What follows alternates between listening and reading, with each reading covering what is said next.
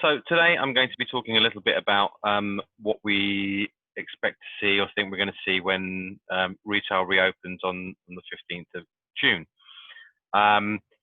And I think what's going to be interesting for, most of the people who are going to watch this are going to be in e-commerce and watching around those things. So I'm not going to talk too much about the cost of changing the store format, how stores are going to have to become one way, interactions between different people, in terms of queuing and all the other bits and pieces in terms of what the store experience is going to be like. There are going to be much better people to talk about that than me. But what I do think is going to be interesting, and what I do think is going to happen a bit more, is that the reality of stores opening is not going to be the great saving grace that retail is hoping for. If anything, my suspicion is that the retail experience will become a much more functional one. You will plan in advance in terms of what you want. You will organize yourself in terms of where you're going to want to go, because you're going to want to avoid queuing, and you're going to want to know whether the retailer you're going to has the product, the information, the stock that you actually want to buy. So actually, I think what that really does is make what you're doing from an e-commerce point of view and from a digital marketing point of view more and more important.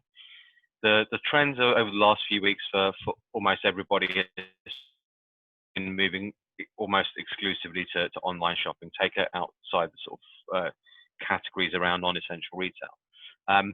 But what you're going to start seeing now is increasingly that consumers will continue that trend, but also start using those channels much more for product discovery, wanting to understand whether you have enough stock, understanding what measures you've taken to make your stores safe.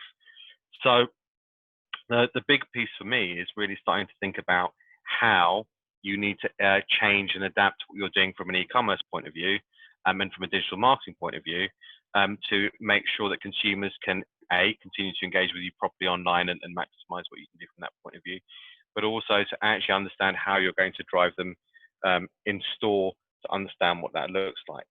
And I think that actually comes down to a few sort of things.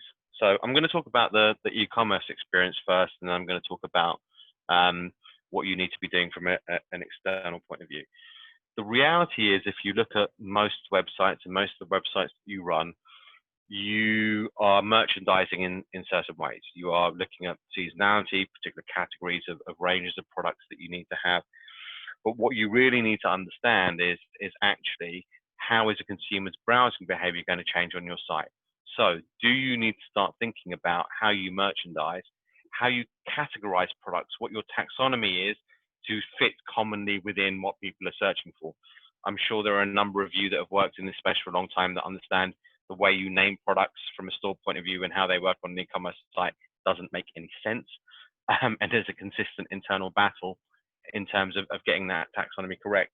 But what you will need to do is, that's in reality how people are going to search and how they're going to discover your product.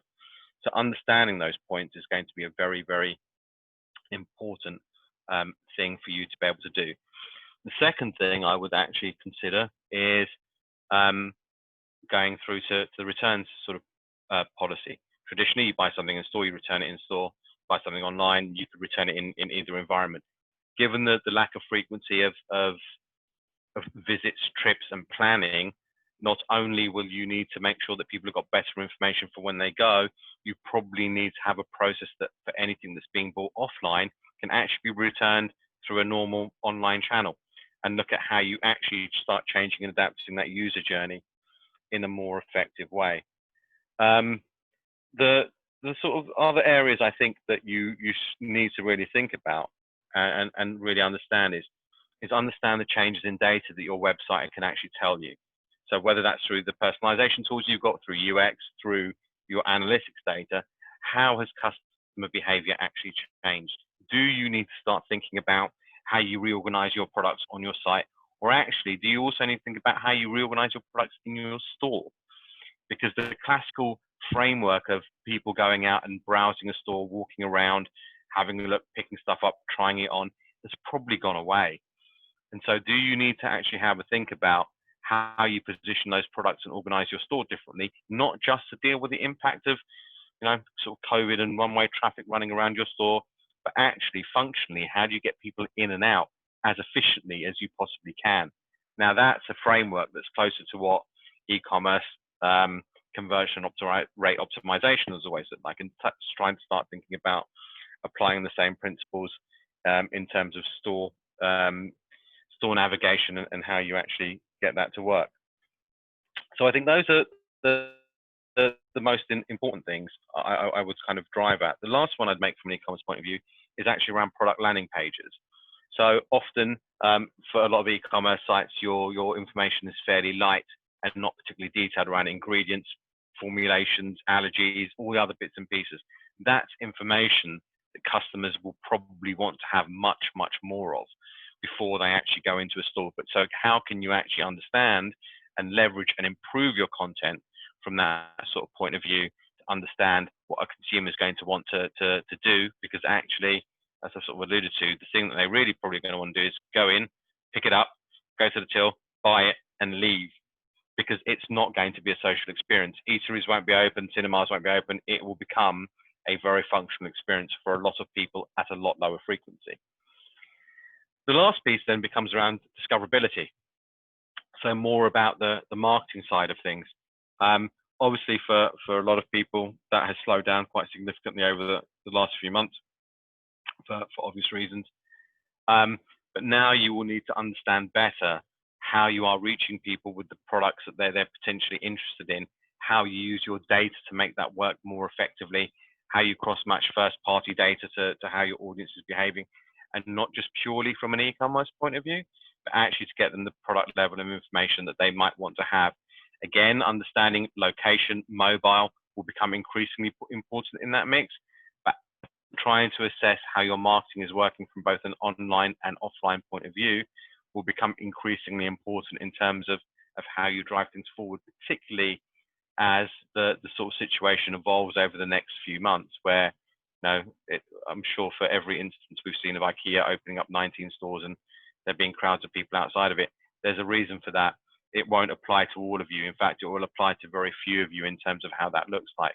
So understanding your better and how the relationships omni-channel work for you as that process opens up, understanding how you communicate better or differently is going to be a very, very essential thing, which honestly is going to be work in progress most. So will play a very big role because the nature of the channel it happens to be. Search probably less so, but actually more around content improvements and enhancements in your SEO for product discovery, whether that be Google or Amazon or any other platform that you happen to be on, is going to become increasingly important to make sure you can maintain that visibility. I think that's really it from me. Those were broadly my thoughts in terms of what I think is going to happen next, and some of the things you should be thinking about. The only other sort of final point I would make, which is probably worth thinking about for those of you with more complex products or more expensive products, is actually, do you try and build some sort of interim process? Is it around having video consultations and bookings with people for, I don't know, high-end jewelry or automotive? There are a number of sectors, automotive being a very good example, where almost everything has been done by appointment because you have to book a car, but to book a test drive. But actually, would people feel more comfortable if they could book a slot to come into your store, knowing that you are controlling that flow of people more effectively? So are there intermediate steps that you should be thinking about in terms of how do I make sure that I am controlling that flow effectively? And should it be like your website allows you to, book a slot, and that 15-minute is your slot and with 3 other people, in terms of what it looks like, so you don't feel like you have to queue. You have a prescribed time in which you can go to a place and kind of transact as and when you need to. So for smaller retailers, I suspect that that's going to be particularly good. For bigger retailers, probably a little bit more difficult. But I think, from my point of view, that's probably it in terms of what we're starting to think about. Certainly, if you're in a place where you need some help figuring out how you do some of the things around omni-channel technology integration, store booking systems, that's some stuff we can potentially help you with.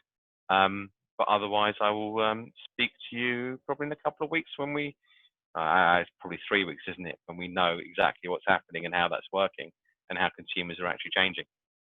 So thank you. Bye.